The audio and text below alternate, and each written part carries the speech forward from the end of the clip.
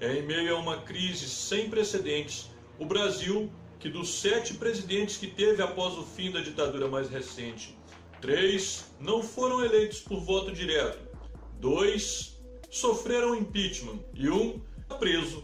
O povo brasileiro, desiludido, apega-se apaixonadamente a alternativas desesperadas e, dividido, se enfrenta em um turbilhão de ódio, fanatismo e intolerância, enquanto movimentos separatistas no Sul, Nordeste e outras regiões voltam a surgir com grande força. Diante desse cenário caótico, uma pergunta aparece: e se fôssemos uma monarquia, seria diferente?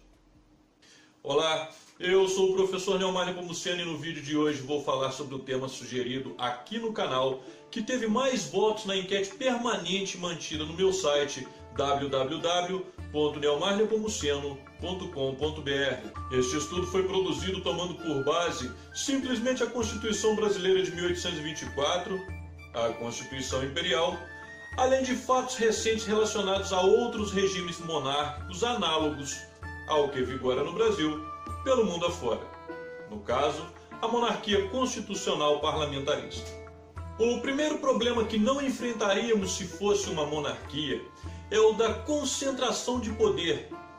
Sim, não há concentração de poder em uma monarquia constitucional parlamentar.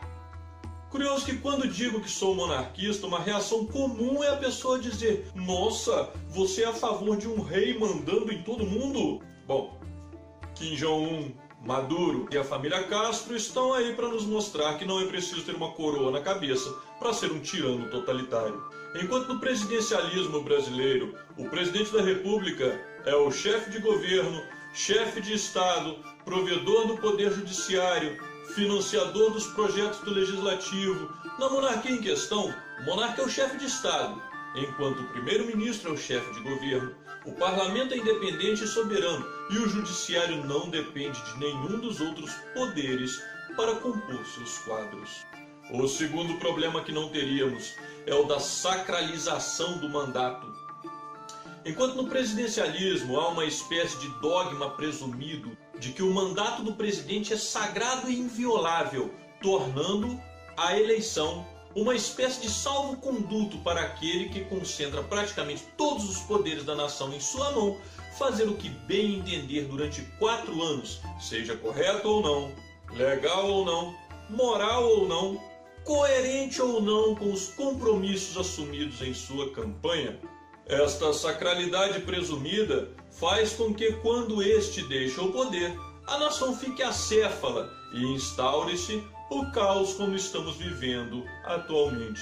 Enquanto em uma monarquia, quando um monarca deixa o trono, como aconteceu recentemente na Espanha e na Holanda, os outros poderes seguem funcionando normalmente e a sucessão acontece com serena naturalidade.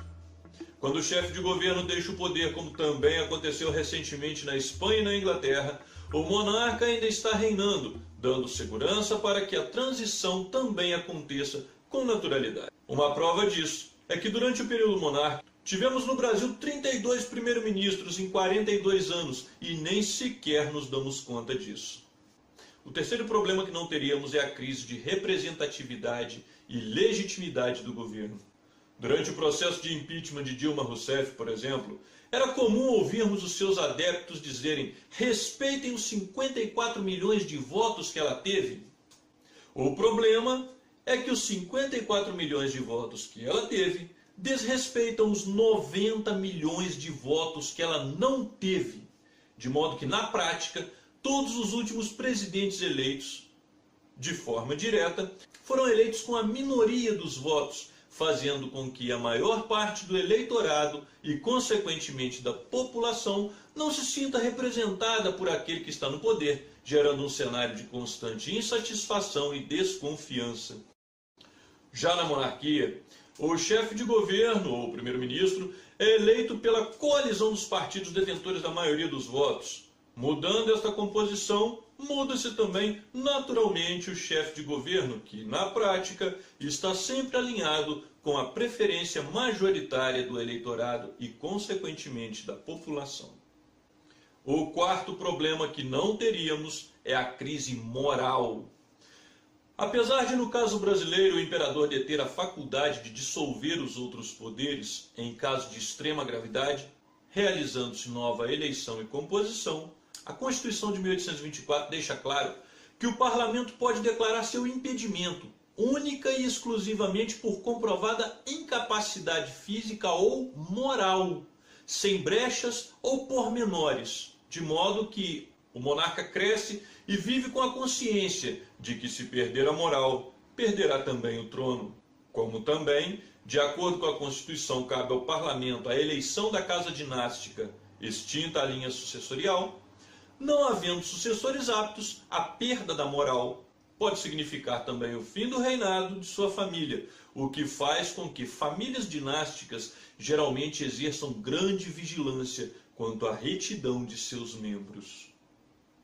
No único império existente atualmente, o do Japão, o monarca não detém de fato autoridade política nenhuma, mas detém um poder muito mais importante, a autoridade moral, inspirando não somente o governo, como todo o seu povo, através do seu exemplo. O quinto problema que não teríamos é bem evidente neste momento específico pelo qual estamos passando. Trata-se da relação de subordinação e dependência dos poderes à presidência da República. Na escola aprendemos que a República Brasileira compõe-se de 3 poderes independentes e harmônicos entre si. Só que na prática, esta independência não existe. O loteamento das dezenas de ministérios e direções estatais do governo federal entre os partidos políticos torna suas bancadas no poder legislativo, na prática, refém de suas nomeações, sob pena de perder seu feudo político ao posicionarem-se e votar contra o governo. Caso mais grave ainda acontece no poder judiciário, onde todos os ministros da última instância deste poder no país, o Supremo Tribunal Federal, são de nomeação exclusiva do presidente da República, de modo que na atual composição, por exemplo, dos 11 ministros da Corte, 7 foram nomeados pelo Partido dos Trabalhadores. No caso específico da monarquia brasileira, as constantes e naturais mudanças do cargo de primeiro-ministro inviabilizariam o loteamento do feudalismo ministerial, e a Constituição de 24 deixa claro que o Supremo Tribunal de Justiça do Império seria composto pelos juízes mais antigos das cortes provinciais, não dependendo de governo, parlamento ou imperador para serem nomeados. Antes de concluir, só uma ressalva.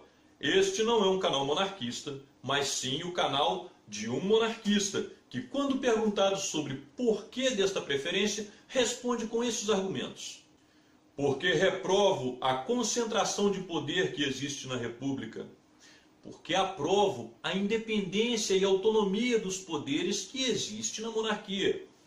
Porque não acredito que um mandato seja salvo-conduto para alguém fazer o que bem entender por 4 anos. Porque acredito que o líder de uma nação deve ser um exemplo de dignidade, de probidade e de moralidade para o seu povo, e principalmente porque sou convencido de que o fato de mesmo as monarquias atuais sendo menos de 1/3 dos países do mundo, sejam maioria entre os países com melhores indicadores de qualidade de vida, prosperidade e eficiência governamental em todo o mundo, não seja mera coincidência. Mas ainda porque entre eles está a Austrália, cuja descoberta, colonização e independência foram muito posteriores ao Brasil, tendo sido, inclusive, uma ilha penal britânica. Tudo isso nos leva a questionar como seria o Brasil caso o golpe republicano de 1889 não tivesse acontecido.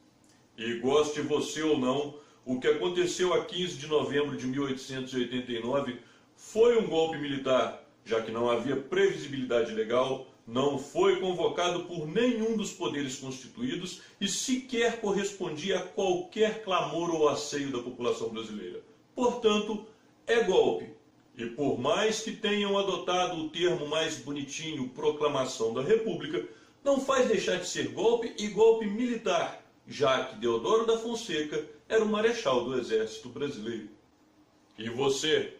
Sugere algum outro nomezinho mais simpático para os outros golpes que sofremos ao longo de nossa história? Consegue imaginar o cenário que vivemos atualmente em um Brasil monárquico ou em qualquer outra monarquia da atualidade? A propósito, tenho reeditado e postado vídeos anteriores que apresentavam algum erro ou qualidade ruim. E se você havia comentado em algum deles, deixe lá seu comentário novamente. Se gostou desse vídeo, não se esqueça de curtir. E se não gostou, contribua dizendo por quê, para que outras pessoas possam ter acesso a essas informações, compartilhem em suas redes sociais, com seus amigos. E para ver mais conteúdos como este, visite e se inscreva no canal. E é isso aí, tchau, e que a verdade nos liberte.